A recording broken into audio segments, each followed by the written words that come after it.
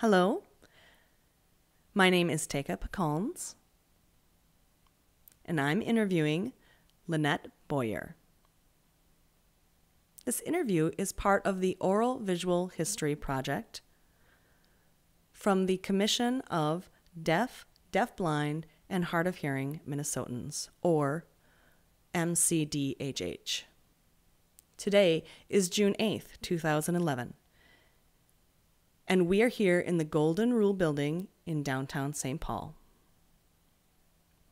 We also have a tactile interpreter working with us today named Ellen Kenny.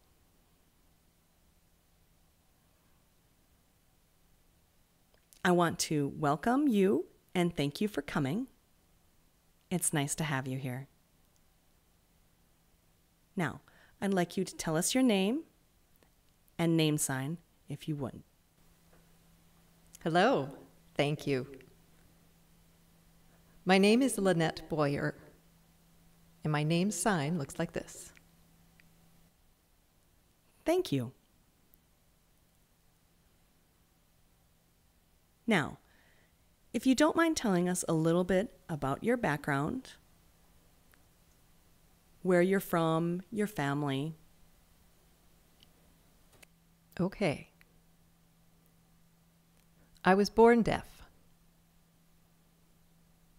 and I went to the School for the Deaf, what used to be called MSD, but now it's called MSAD. I started in 1951. Now, I learned to sign when I was about 6 years old. Things went along just fine. I graduated from school in 1964. And then I settled down. Now, my vision wasn't a problem for me at the time. I lived independently, used the bus, worked, got by just fine. I got married in 1965 and then started a family. I have 3 daughters, all hearing. My husband is deaf. We raised our daughters. I worked a lot of different jobs. I was at a factory for a while. Lots of different jobs until later when I settled down a bit. I was able to drive from 1963 until 1974. That year I went to get my driver's license renewed, which meant, of course, I had to take the eye exam. Well, I was struggling to read the letters. And the person behind the counter just interrupted me and said that I needed to go see an eye doctor. Well, that frightened me. And because I couldn't renew my license, my husband had to come and get me. I was so devastated. I couldn't even talk to him about it. I was just devastated. Well, I went to the family eye doctor, and he examined me, my eyes, without an interpreter. At that time, it was just much more common to write back and forth for those kinds of things. So I was getting by just by reading his lips, gesturing, writing, and all these people kept coming in. I started to get scared. The doctor said to me, "You have an eye disease." Well, I didn't understand. He said I needed to go to the University of Minnesota. And I didn't really get it, but I knew it was bad. Oh, I cried. I was heartbroken, and my daughters were so upset about me crying. My husband was trying to explain to them how there was something wrong with my eyes, but he didn't understand it any more than I did. Well, my mother heard what was going on. She came right over and sat down with me. I asked her if she was able to see at night, and she said she could. Well, I hadn't been able to see at night for a long time. She said she couldn't understand why I was having vision problems. And she knew I had to go to the doctor at the U. I think my other doctor told her. Now, at that time, I knew nothing about interpreters or how they worked. We just didn't have them at that time. So my mother said I had to go to that university appointment. I must have seen 10 different doctors in that building over the course of a very long day. And then they finally sent me back to the first doctor that I saw. He told me that I had retinitis pigmentosa. I had no idea what that was. The doctor said it was tunnel vision and eventually I would become completely blind. Oh, I was horrified and heartbroken, in part because I couldn't understand what I was being told. Well, I went home and thought about my future. My sister got in touch with State Services for the Blind, or SSB, and they asked me to come in to talk to them. Well, that appointment, I, of course, was writing back and forth again to communicate, because SSB at that time never provided interpreters. They knew as little as I did. Then this woman I saw this woman coming towards me. She was blind, but there was another woman walking beside her. They were coming up the stairs and the other woman signed hello to me. I asked her if she knew sign and she said yes, she was an interpreter. I had no idea what it meant. But they came up to where I was and we went into a meeting room. Then the hearing woman, who was blind, talked and the interpreter signed to me. Oh, I thought it was great. See, my mother had not really explained everything the doctor had told her. She'd just given me the shorthand version of my diagnosis and some other information. But with the interpreter, I suddenly had access to everything. And that was it for me. I love having an interpreter. It meant that I could finally get all of my questions answered. Then the woman asked me to go over to the Minneapolis Society for the Blind for some training. I agreed, but when I got there and saw all these people with the white canes, I was appalled. I had never seen anything like it. I had no idea what these people were doing with these canes, banging around chairs and all that. But at the Society for the Blind, they were offering training in lots of different things, like how to work with a cane, what's known as O&M, and that would help me be safe. Oh, I'm sorry to interrupt, but what is O&M? Oh, that's orientation and mobility, right? Mobility. Mostly it means working with the white cane. So I learned how to work with the cane to navigate, communication tips for sign language, cooking, just what I needed to remain safe as my vision started to deteriorate. They taught me large print, Braille. I even worked in a wood shop, did crafts, all sorts of things. Let's see. Including housekeeping. How you can take care of a house, cleaning and vacuuming, even if your sight is limited. At some point, they finally blindfolded me to take me outside for O&M practice. I hated it. It was so scary to be outside when you can't hear the traffic. It just felt so dangerous. And then I had to do it cooking blindfolded.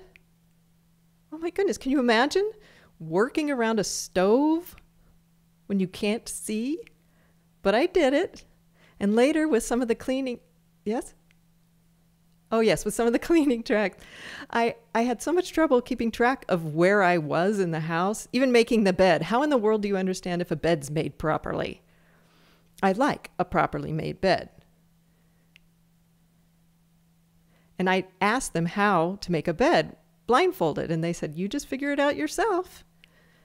So I did. I got down on the floor, and I used my hands along the bed frame to make sure all of the sides were even and everything was tucked in.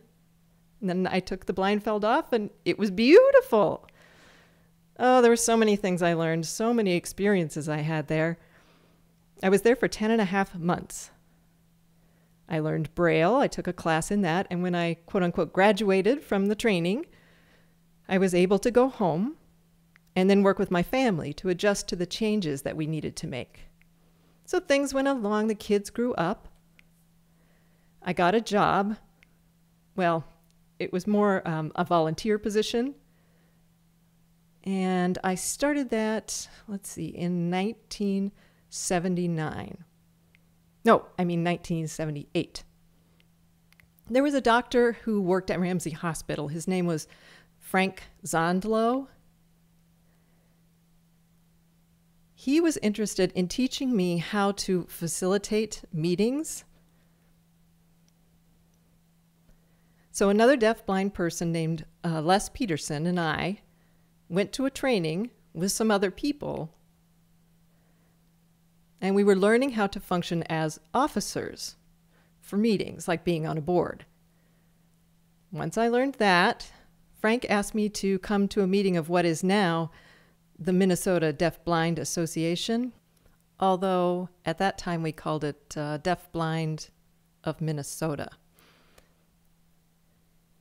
That was the first time that I really realized how isolated deaf people were, if they were also blind. I had already been very active in the deaf community, so I rolled up my sleeves. I went to every person at that meeting, introduced myself, and I shared with them more about who I was and what my life experiences were. So we all got to know each other just a little bit. Then later in 1979,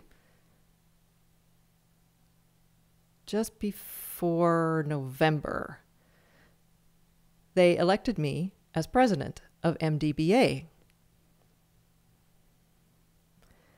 I mean, it wasn't that formal an experience at that time, but let's see. It was just a new organization. And Lynette, do you mind expanding a bit on what MDBA is? Yes, what does that mean? Oh, MDBA stands for the Minnesota DeafBlind Association. After becoming president, I came up with the idea of having a banquet because I had already met people in the Lions Club. I knew deaf people, hearing people that were out there in the community, and they knew me. I wanted a place where we could all meet together. At first, deafblind people refused, but I convinced them to come. But when they got there, they all just clustered together, and I'd hoped they'd socialize more with each other, but they didn't. And I just thought, well, I guess that's all right. I have to just give them time. Then informally, I asked a person from the Lions Club who was hearing to talk to a person from the deaf community and the deafblind group. Well, they gave a talk as well, and then we ate. And after dinner, I took a couple of the Lions and a couple of the interpreters and a couple of the deafblind people and dragged them into a room together. At first, all the deafblind people just sat there, but eventually they started talking, and after that, they were just all over me about how much they loved the Lions Club. Ah, it was so great. They loved it. Then folks at the Lions Club invited us to go to a camp up north in New Hope. Well, it was beautiful. And people in the deafblind community were so excited. Just learning to accept each other and be accepted, becoming more engaged. And then in 1980, they formally became MDBA as an entity with an identity of its own. Okay, so now we get back to 1981. And remember how I told you I was working as a volunteer? Well, that's somewhat connected to my work with MDBA. I was asked to come volunteer for a company called InTouch Incorporated. And people ask about the name, but it was because Deafblind people have to touch each other all the time for tactile communication, to get attention. Contact is so critical for us, and thus the name InTouch, which served deafblind people. Sharon Plett was there, and she had asked if I would be willing to do some volunteer work. I would be supporting some of the development for deafblind people, doing outreach, working with organizations like Social Security to talk to them about how they can communicate with deafblind people. I also went out teaching sign language to some people who were experiencing a hearing loss and a vision loss. I would go out to nursing homes and visit people who were deafblind and living in isolation.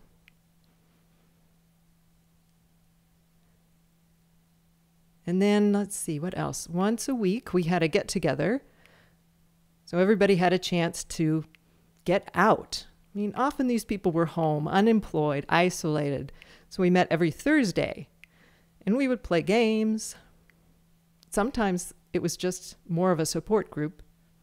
People had the opportunity to share their experiences. Oh, so many things. It was great. I think people really enjoyed it. And where did they meet? Oh, we met at Ebenezer. The Ebenezer apartments are on Park Avenue, and they had a building with a lot of deaf seniors in it. And so that's where we met, in that old building that they had. I'm trying to remember how many deafblind people were there. 3 or 4, I think. So it was just easier to meet there. And they really liked that I was coming there. I remember one woman asked me one day to go out for pie, which meant we had to walk a ways, and then we would have to take a city bus. And at the time, it was nice outside. I could see well enough. So it was nice to be independent and help somebody else be independent. Later, I became an employee of InTouch, doing the same work. And because of that, I met so many more people. I met Corey Berg, who's now Corey Giles. Met Ruben Latz. Oh, so many others. I really enjoyed it. I worked at InTouch for 7 years, and then I was laid off. The organization was going through a lot of changes, and the man running it now wanted to focus on serving people with mental retardation and mental illness. And I disagreed. I felt we needed to stay focused on deafblind people in the community. So that was enough for me to say, I'm out, and I left, just took a little break. I stayed home, was a housewife for a while. And as time went on, I took a few other jobs. Let's see, I remember I worked at Pizza Hut as one of them. Oh, there were a lot of different things I did.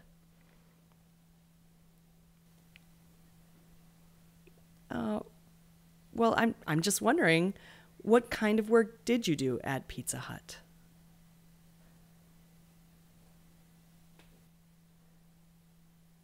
Well, I started out as a dishwasher. And then I learned the sequence that they used for cleaning the kitchen. Then I was moved to the work of preparing the crust, getting it all ready and then putting it into the racks. I think that's about it. I did all of that for them. I worked there for a few years. I can't remember exactly how long. And then I heard about another job that was at the Rogers truck stop. It's out there on Highway 101 and 94. Well, I went over there and I came in and asked to see the manager. Now, I understand this was without an interpreter, of course. I was communicating by writing. So I told him I wanted a job. And the manager asked what I had been at Pizza Hut. What did I do? And I said, well, they called me a professional staff member, meaning I was able to do lots of different things. I think he was kind of surprised. He asked me, "Really? You were a professional staff member?" But he told me, hey, he would give me a call. Now, it just so happened at that time my husband was out of town hunting. So basically, I was stuck at home because he was the one who always drove. But I left the information for the manager, and the next day he called me, I guess, but he didn't use the relay service, so it didn't work. But I got his number. I called back and explained that in order to reach me, he had to use the relay, which he knew nothing about. And he asked me if I could come in for an interview. I didn't know how I was going to get there. I finally called a girlfriend for a ride, and she came and she brought me to the interview. Oh, and that was so funny. The interview started. The manager was sitting down across from me and was writing with just a regular pen. Well, at that time, my vision was so bad that I couldn't read a regular pen. So I just reached over and took the pen from him and his notes from him and pulled out a black felt tip marker. It was much easier for me to read, and handed it back to him. And that worked out fine. We were able to write back and forth for my interview. And then the next thing I know, he offered me a job. And he said, "Can I start in 2 days?" I was completely floored. Oh, I was so excited to have the job, but I had to give notice at the job I was currently working at before I could start. And then I started working at the truck stop. I was there for 10 years as a dishwasher, doing general cleaning. I was very good at noticing what needed to be done. My boss would often just watch me in amazement. He couldn't believe what I could do, even with the vision loss that I had. Well, sadly, after 10 years, he had to leave. And the person who replaced him was not very friendly towards me, or me to him, really. He was just not very open-minded, and he laid me off after just 1 week. Oh, the other girls that worked there were so sad about it, but what could I do? He thought the cooks should do their own dishwashing. I disagreed with him, but I just had to let it go, and I left. And I worked, a couple of years more. But at the time, I was finally able to get these wonderful services through a system called CADI, C-A-D-I. Do you know about that, right? CADI?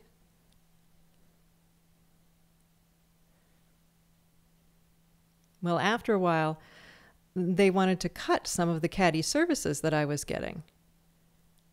I went straight to the person who was in charge of the program. Most of the support services I was getting were interpreting services. So I went straight to the top, and I asked this woman why she was going to cut my support services. And she said, well, because the money needed to be used for the care of children in the state's care, because they were in the foster system for different reasons, because their parents couldn't take care of them for some reason or another. I said, okay, and I tried to be as friendly as possible. I thanked her, and I said I disagreed with her decision because it would hurt a lot of people who needed support. And I gave her an example. I said to her, okay, when you go outside, you're able to see everything around you, enjoy the beautiful scenery, see the sights. Well, for a person like me, the only way to have that same experience is by having someone with me. That way, if I have something that I want to see or can just barely make out, the person can describe what it is I'm seeing. If I'm at a museum, maybe a statue, a nude, or a beautiful park. And then I'm able to see them in my own mind. And that's the only way I can have the same experience as you. She said, that's a good point. She got it. She knew suddenly that I could not be left on my own without visual access. She told me she'd think of something. And in the end, they decided not to make the cuts. So I've had support services ever since.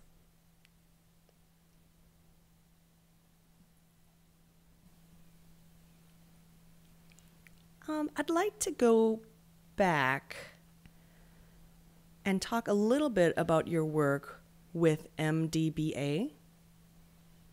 You did already talk a little bit about that and how you got started with MDBA. Let's see. You became involved in 1981. Is that right? 1981? Yes. And you said that you were president. Is that correct? Yes. And how long were you president? Okay, well, I changed positions several times, so I can't remember exactly how long I was on the board, but I was in the president's position most of the time. When we first started having officers, Les Peterson was president, and I was treasurer.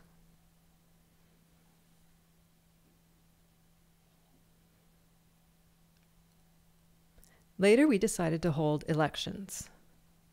And there was one smart young man named Ted Mahoney. Ted had the vision loss, but he was more oral, very strong English skills, very, very bright young man. Well, he and I were both asked to run for president. And so we had a fierce campaign. And it was so funny because we each thought the other one was bound to win. And I was sure people were sick and tired of me. They would want somebody new. But in the end, he did win, thank goodness, because I could finally take a break. Well, after just a few months, Ted became very ill. He had MS, and eventually he was hospitalized. And we got word that he was going to be there for a long time. Well, that got everybody going, wondering what MDBA would do. And they finally came to me and asked me if I would be willing to serve again as president. I checked to be sure that it was okay with everybody else, and then agreed to come back into the position. I went to visit Ted in the hospital. His condition had deteriorated quite a bit, and I had no idea how we were going to communicate because he didn't sign. I just knew it was going to be awkward. Well, I got to the room, and he had a table set up with a computer monitor and a keyboard, and attached to the keyboard was a cable that ran to a button in Ted's hand. And it turns out he was using that to communicate in I don't know how you spell it. What is it, Morse code? Right. Anyway, he would use this button to punch out Morse code, and that would be translated into words on the computer monitor. And as I stand there, sure enough, up came the words, "Hi, Lynette, I'm happy to see you." And for me to talk back to him, I could type on the keyboard. And then that would be translated back to Morse code for Ted to feel in his hand. I remember typing back, "Hi, Ted, you look very, very handsome with a mustache." Oh, he smiled at that. Poor man.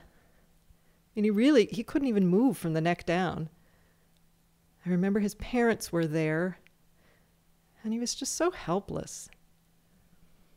Eventually, he passed away, but not before having to really fight to be disconnected from the life support. The doctors absolutely refused to respect his wishes, and he had to get a lawyer. They had their whole consultation in the hospital room using that Morse code system. And eventually the lawyer told the doctors they had to turn the machines off. I was there. His parents were looking at him. They looked at me. Eventually, I left. I felt bad, but I had to accept his wishes, and he died shortly after I left. Later, Ted's parents decided they wanted to do something to honor his memory. They came to me and proposed creating a gift of $50 to be given away at the MDBA banquet every year. Well, after some thought, we came up with the idea that people could be nominated for this award. we would take 3 nominations each year, and then the membership would vote on who should get the award. Then during our banquet in November, we always had what we called the early bird Thanksgiving banquet. Ted's parents would send me a check, and we'd put it in an envelope with a certificate as an award.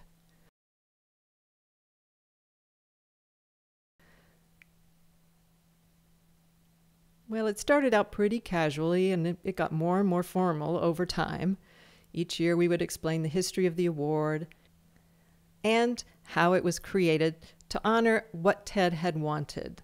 We explained everything about what had happened in the hospital, how they had followed his wishes, how he had fought so hard for his rights and his victory.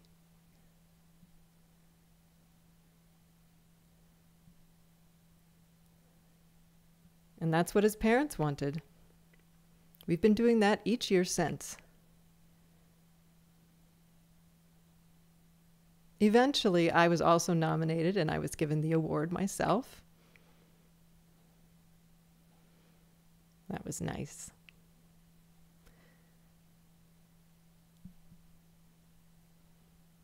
Let's see. And then when MDBA got started, let's see, that was in 1980, 79 or 80. We became a formal organization in 1981, and we've been going for 31 years. Wow, that's great. Now I'm wondering what some of the most important issues or problems MDBA has worked on over the years. Okay. Trying to think. Well, honestly, I don't really understand. What do you mean by problems? Problems that we were having? I'm not sure what you mean. Let's see. I don't know if I'm so sorry. I can't even remember having any problems. Let's go back a little bit. Do you mean problems like how to get funding or getting interpreting services? Yes, for example, if people who are deafblind want services, how was that handled? Oh, okay. I got it. I've got it now. Sure. Well, one of the biggest problems we used to have was isolation. Deafblind people had no communication, no interpreters. There were no volunteers to work with them, SSPs or support service providers. I looked around at all this and I thought, how can I get some funding for this? How can I find support? And so I went to Frank Zonlow. And he said he could see that there was a big need for interpreters, just for us to have communication access. He applied for several grants. And wouldn't you know it, we got a $5,000 grant from a bar on Sibley Avenue in St. Paul. They gave us some money for interpreting services, particularly for interpreters who would work tactily with deaf-blind people who needed it. There would be 2 or 3 of these interpreters at our meetings, and then the people who had some vision could watch a different interpreter. Back at that time, we didn't have SSPs. But as time went on, we had people who volunteered in that function. Some of them were deaf. Most of them were hearing. Pretty much all hearing for a while. And then we moved on. We asked the members how they wanted to use some of our funds for education, for workshops, maybe some kind of a good time, fun event. And back then everybody said that's what they wanted. They just wanted to have a good time with the money. But eventually we had to become a little bit more strict. We had to use the funds primarily for education or workshops. Oh, we had so many different kinds of workshops. We had people come to talk to us about guide dogs. Others talked to us about veterinarians, how to care for their animals. A lot of different topics. How to prepare healthy food. So many different things. And then after a while, that money went away, and we decided we just had to hire someone to help us. So we hired a consultant. And the first person who came to work for us was Corey Giles. That was a long time ago. She was energetic, she was enthusiastic. And after she came on board, she realized MDBA didn't have a nonprofit status. So Corey and I worked together to get a 501c3 status in place. And we did a lot of different things just to get some money coming in. We sold things. We had potlucks where people would pay to come and eat. Just anything we could do to get money in the door.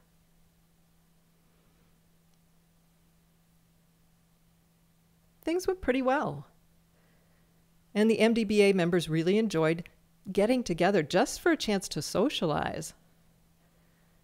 I think sometimes they weren't that interested in what we were using the money for, but we had to explain that the funds were often restricted. They had to be used for a specific purpose. We couldn't always just use them for a social gathering. We eventually started a newsletter. So those people with really strong English skills wrote articles for that. And we always had some events. We had the Thanksgiving banquet every year. And that's where we gave out all of our awards. See, we had Interpreter of the Year, Volunteer of the Year, the Ted Mahoney Certificate, and an honorary award. So we always gave out those 4. And then things went on from there. Has MDBA worked with DHHS to get services?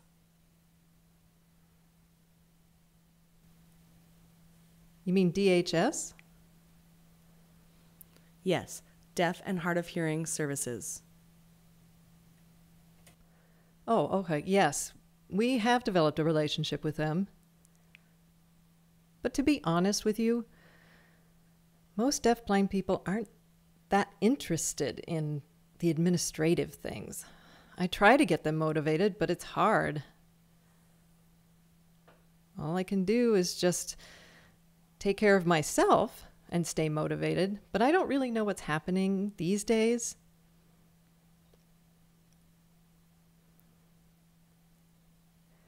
When I finally decided it was time for me to leave the board of MDBA, oh, people did not want me to. But I told him I was interested in some of my own professional development. I needed to learn more about the computer and how to use Braille. Well, they all pressured me. But I told them they would be fine. They just needed to try their best. It was important they learn to do it themselves and not depend on me for everything. So I left the board for 2 years. There were a few board members who were always after me to come back on the board. And I said no for a really long time. But then eventually some of them came to me very upset because a lot of negative things were happening on the board. So I got back in there and went back to work.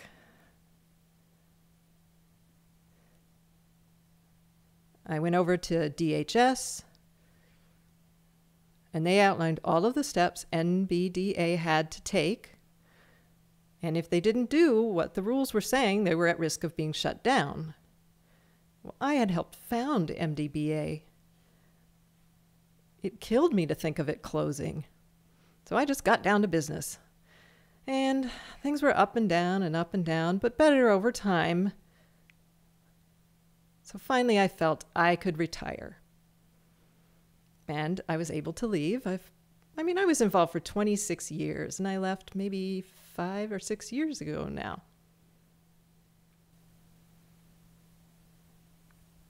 So what do you hope for MDBA's future?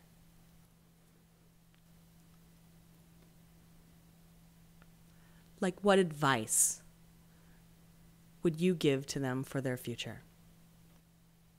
Sure. That's a good question. One of my visions is that MDBA take on some new services. Maybe creating an education program where we could teach people about deafblindness. Maybe we could teach interpreters to be working as tactile interpreters.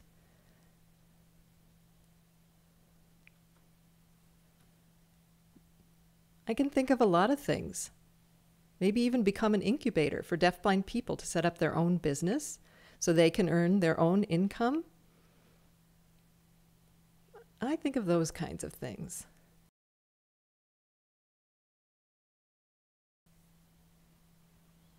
I know that you've worked with Dwight Maxa on some issues. Can you tell us a little bit about that?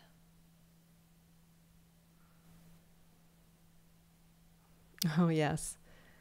I have known Dwight Maxa since, way back when.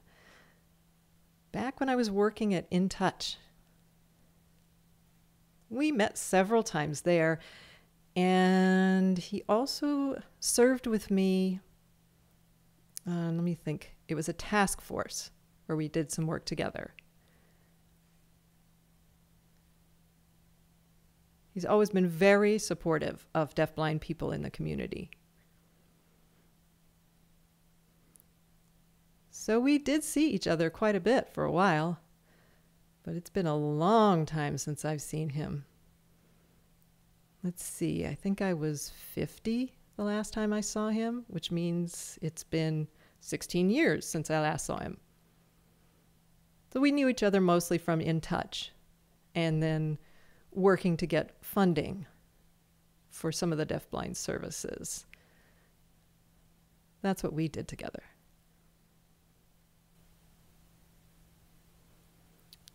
What kind of services? Well, InTouch did a lot of different things.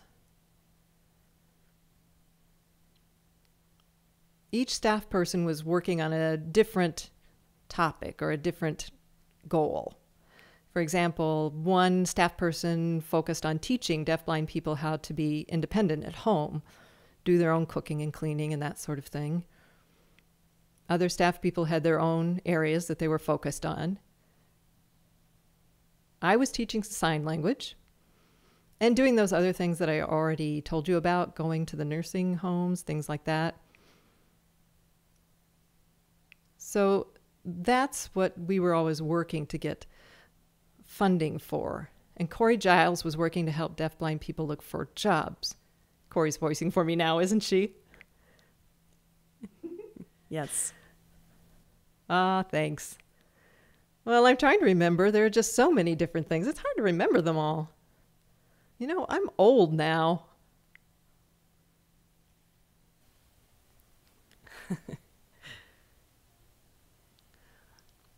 Well, how long did you work with Dwight Maxa? You know, fighting for what you wanted? Yes, but oh goodness, I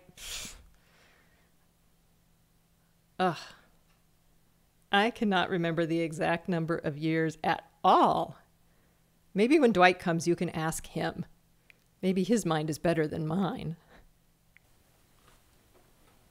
Well, what kind of actions did you take? Like, for example, did you attend hearings? Did you testify? Absolutely. Let's see, it's starting in 1981 or 82. I would go to the legislature. I would testify at committee hearings. I would talk about the needs of deafblind people, how they needed training, interpreting services, I just went to try to help them understand. And later, they gave $200,000 to InTouch. Although InTouch couldn't get the money directly from the legislature, it had to be allocated for deaf services first, and then they could give it to InTouch. And they gave smaller grants to other areas of the state. That was a good one.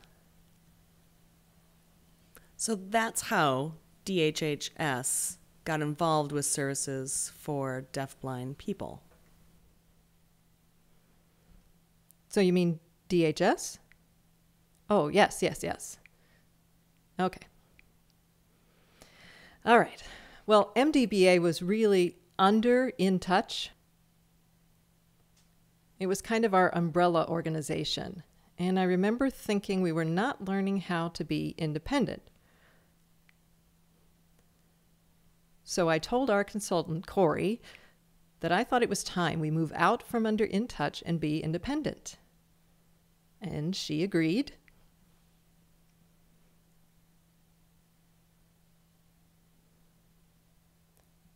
I remember having a meeting with Susan Brooks, who was the executive director for InTouch at the time. And while she was a little shocked at our plan, she agreed that it might be best if we separate and become independent. It seemed like the timing was good because InTouch was at risk of closing, and the last thing we wanted was for our organization to go down with them. So at least if they closed, we would be safe. It was just much better to be independent. But oh, it was so scary as well. We had no experience, but it was a good challenge for me. And eventually we did well. We were able to be responsible and have our own funding through an RFP.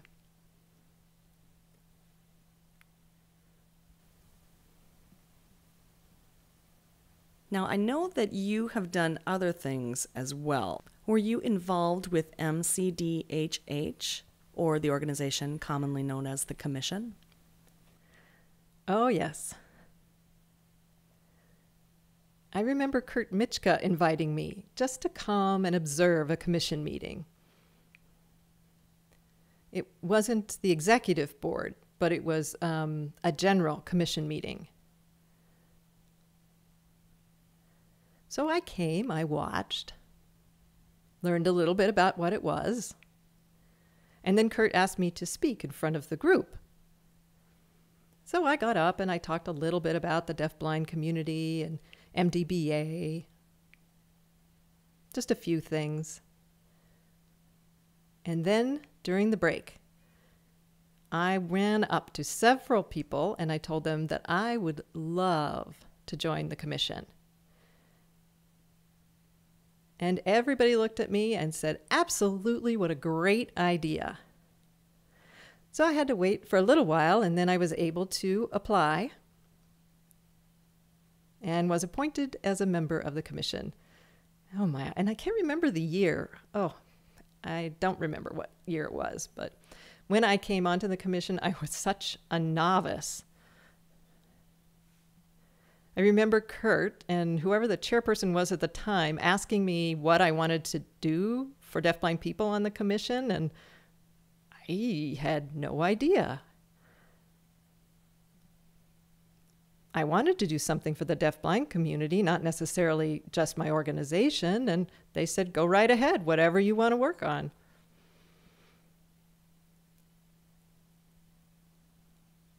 So we set up a committee, and that committee consisted of a bunch of different organizations that work with deafblind people. And what I did at that time, because I wasn't on the MDBA board, was go have the president of MDBA there. And I asked them again and again what they wanted me to work on. And the answer I kept getting was, we don't know, we don't know.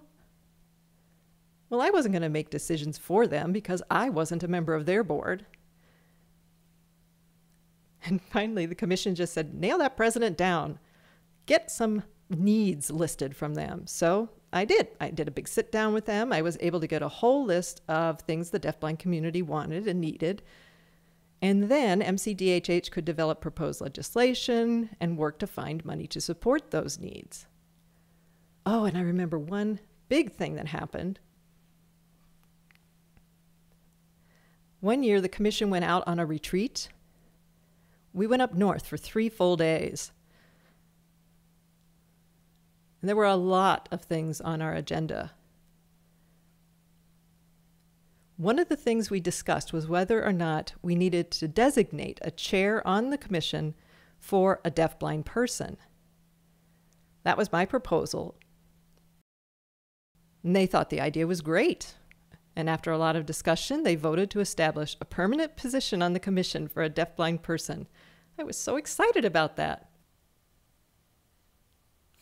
So do you remember any issues that you worked on with the commission? Okay. I think most of the problems related to people just not understanding what deafblind people needed or wanted. We had to do a lot of problem solving. I remember people not understanding why I needed to have a one-on-one interpreter for the meetings. So I had to explain to them about my tunnel vision and so on. And then after that, people were fine with it.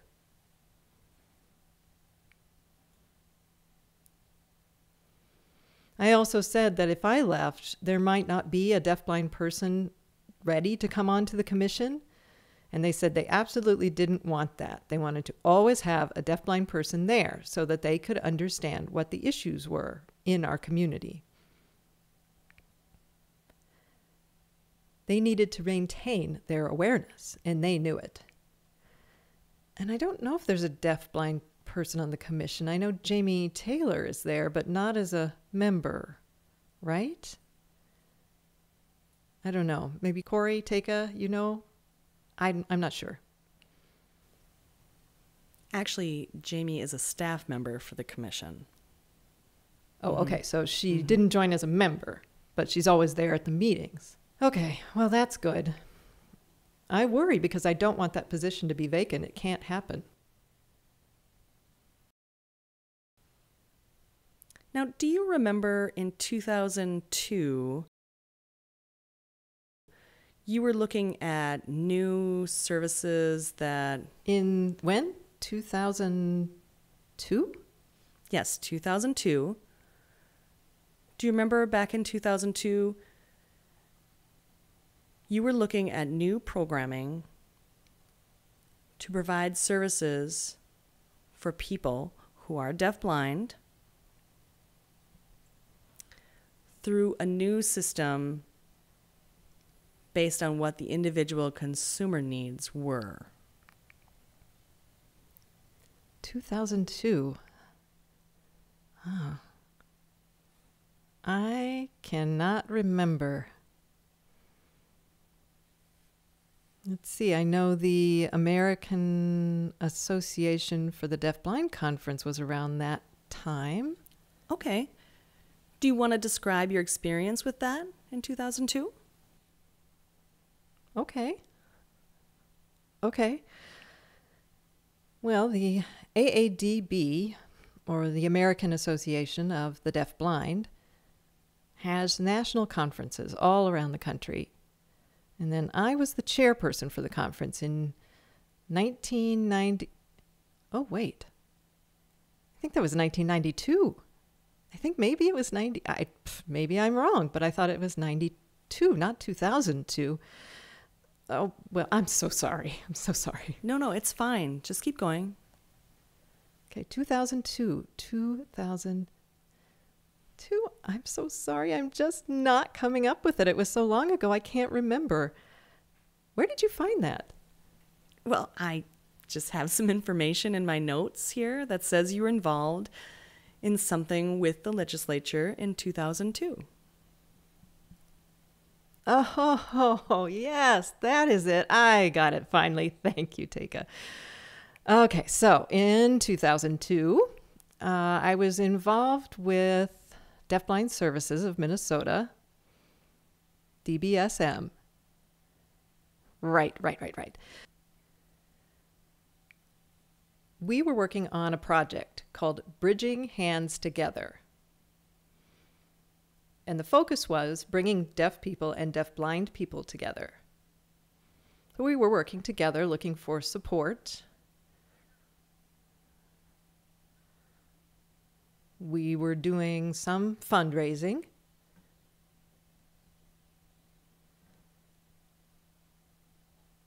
At one event, I made this Italian spaghetti sauce, and another woman brought in this big pot of food. We were raising money for a deafblind camp.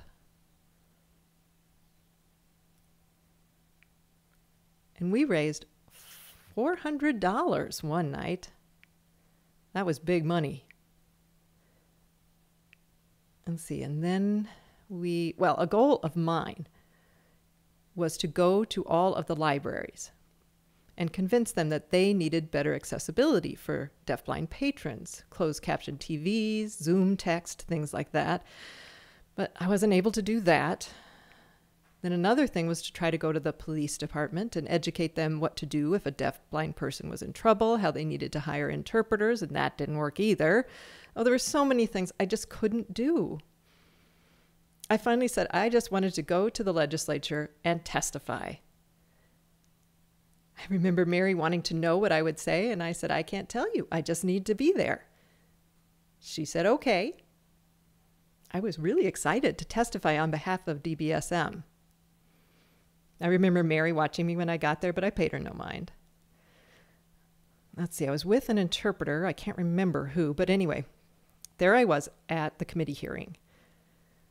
I was called to testify. I got right up there. I said hello to each one of the legislators. And I said, I am here to tell you the truth.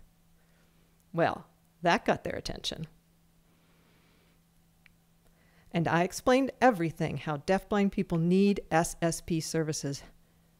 Just how critical it is to have SSPs for us to be able to interact fully and safely in the community. It was important for going to the store, in part to protect us from other people who maybe wanted to take advantage of us. And any number of things. I can't remember all I said. But when I was done, I thanked them all and sat back. Mary was so stunned. And oh, we got big money out of that one. Oh man, I can't even remember how much it was. Yes, but that's not the only thing you did. You also worked with the State Rehabilitation Council. Oh, yes. So how did that happen? Okay. Well, first, I had been all over SSB for years and years, and I never got any response. So after a while, I just got fed up. I decided to write a letter to the governor. I typed it out, and then I had someone help me revise it. And I asked the governor for an appointment. Well, I heard nothing and nothing, so I decided to contact his assistant. It was a man named John Burns. And I did it by phone, which was the first time John had ever experienced a TTY. So I introduced myself. I said I was Lynette Boyer. I was deafblind. I lived in Elk River. And he said, oh, I know who you are. You're the one that sent us the letter. Well, we tried to have a dialogue over the TTY, but it was such a challenge. Ugh.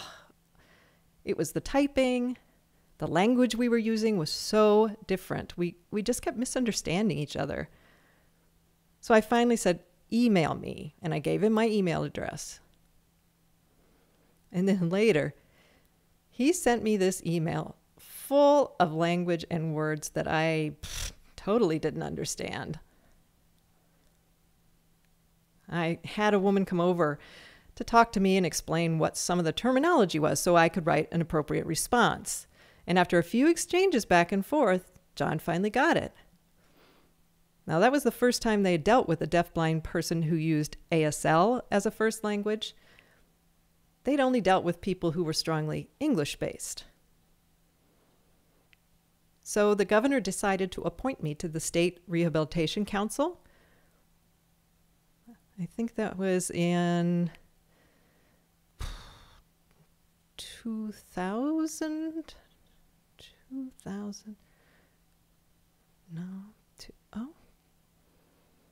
Not quite sure. No. That was back in, that was way back. That was 1996. Somewhere around there. I can't quite remember when I started on the council. I was pretty excited about it. Although the first time I went to the council meeting, I was a little bit awkward. Everything was conducted in English. They all talked at the same time. It was so hard.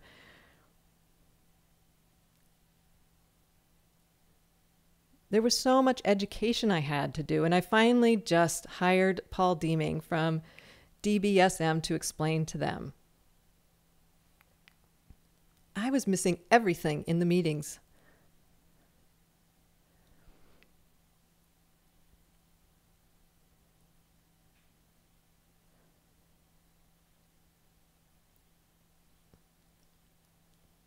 Tal had to explain how communication could work. They couldn't overlap, they couldn't all talk at the same time, or talk so fast that the interpreter couldn't possibly keep up. And they got better and better over time.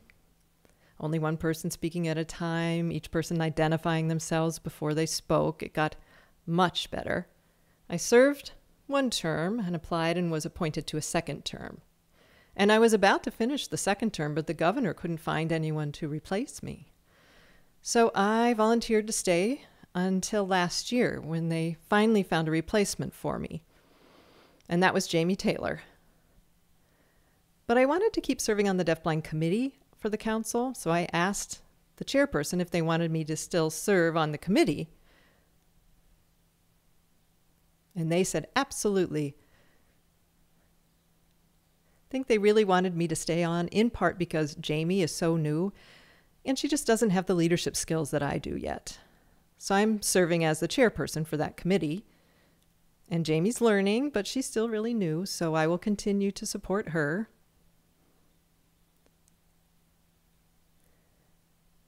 We're coming up on the time for reappointment in this fall, and I haven't quite decided yet whether I'm going to continue to serve or not. They want me to stay, and I don't know. I do appreciate it, though. The person who's the chair of that committee works with SSB on issues related to employment, communication on the job, all kinds of issues, although less and less these days. So if you decide to stay, what are your goals? You mean if I stay another year? Oh, I don't know. I wouldn't decide that really until next year. But let me think. What are some of the issues we worked on? Well, most of the council... Oh, no. See, our focus has been on a survey. And we identified 3 areas of focus. The first is hearing aids, cochlear implants. The second is employment and things related to communication with SSB. We decided eventually to focus on that communication with SSB and employment issues. The communication thing was mostly related to communication through phone and through email. For example, people would be out of the office and not responding to email. Well, there was no way the deafblind people would know that that person was gone, and they were upset that emails weren't being returned. So we need to be told directly about things like that.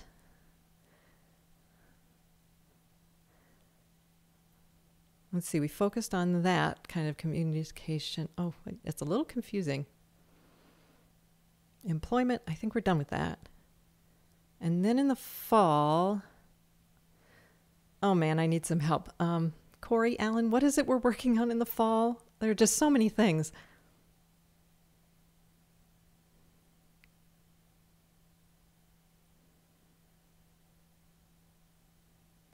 Oh, right. The simplified English thing. Okay. Well, we're starting on a project pretty soon with SSB, just to get all of their materials simplified. They're supposed to send us the language they're going to use in their documentation and all their materials, and then we will take it and simplify the written English on it, just so that it's a little bit easier to understand. But we're also going to have it in ASL. But in my opinion, we need to keep the English version because we can use that for more formal things like giving things to the legislature. And then the ASL version can be there for a deafblind person to read if they don't understand something on the English side of the page.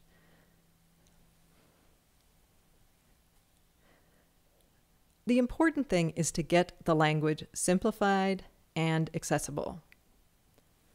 But as I said, we're waiting for SSB to send the materials, and I guess we'll get started after that. Well, obviously, you are busy with a lot of different things, but you have also gotten some awards for your work.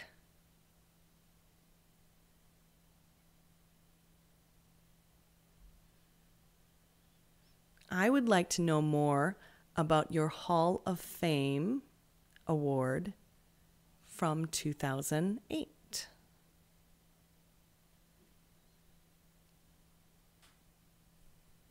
Yes.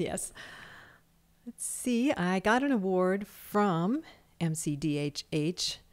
Oh, no. Oh, you mean the Hall of Fame award, the one from the School for the Deaf in Faribault. Oh, yes. Well, they heard about all the work I had done over the years with MDBA, MCDHH, being on the board of AADB, working as the treasurer, testifying at the legislature, being an outspoken advocate for people. My husband was the one who knew. He gave them all this information behind my back. And then Mary Hartnett was sending letters to Sharon Plett and a bunch of other people in support, and finally they decided to give me the Hall of Fame award. And I'm very grateful. I think altogether I have 10.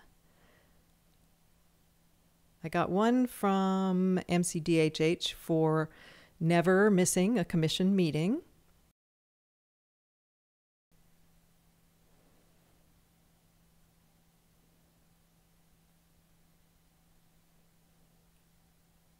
Then MDBA gave me their honorary award. They also gave me an award thanking me for all of my years of service. That was a great award. It's really nice. A big plaque written in Braille. And the American Association of the DeafBlind, or AADB, gave me this enormous award. Oh, there's so many. Let's see. The Ted Mahoney certificate. And MCDHH, well, Mary gave me one for the leadership role I'd taken on the commission. You have been an activist for a while and continue to be an activist even now. So now I'm wondering, what kind of advice do you have for other people in the community who also want to become activists or advocates? What is your advice for them? Do you mean advice for the community, the deafblind community, hearing people, deaf people? Yes. Yep. deafblind, deaf people, if they want to see things get better or to improve and so on, but, maybe they're fearful or nervous, how can you help them know what to do? Okay. Well, the advice I give people is that they need to show our need for support. People don't understand the needs of the deafblind community, our need for financial support, and that the exchange can be mutual. We can all benefit. And I know how hard life can be for people who are deafblind, but still I try to encourage them the best I can. I heard that at the meeting 2 months ago, a lot of people were expressing some fear. Now, I couldn't go because my husband was sick, so I had to miss the meeting. But MDBA decided to host a leadership workshop.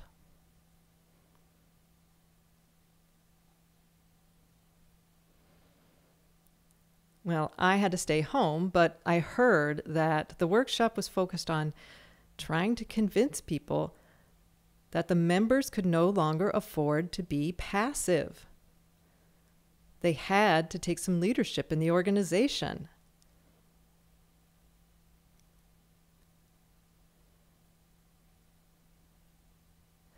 There were budget cuts on the table. The organization might close. And I know people were scared, so that's why they offered the training. And the president told me later, even though they were scared, it went well. Fingers crossed they'll be able to take things from here, but we're not sure what's going to happen next. I don't know.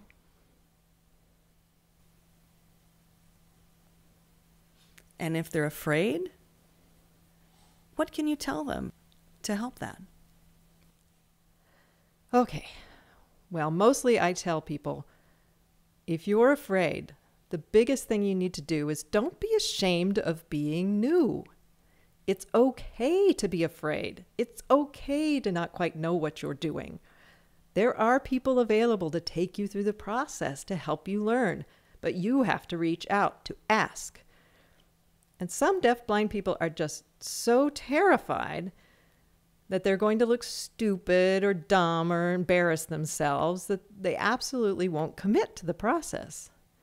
And I tell them, when I first started back in 1979, I was a nervous wreck, but I didn't care because I knew I needed to learn this stuff. It was too important to be embarrassed about it. I asked people for help, for patience, and it all went from there, and it turned out just fine. I say, if you need help, ask for it. There are people who can help you. Ask me, I can help. Because deafblind people think maybe they're not smart enough to advocate for themselves. But I tell them the same thing I tell legislators. Deafblind people are very smart, and we are not playing games. That gets their attention for sure. Wonderful. Just wonderful. Well, thank you very much for your time. This was a wonderful interview. Thank you.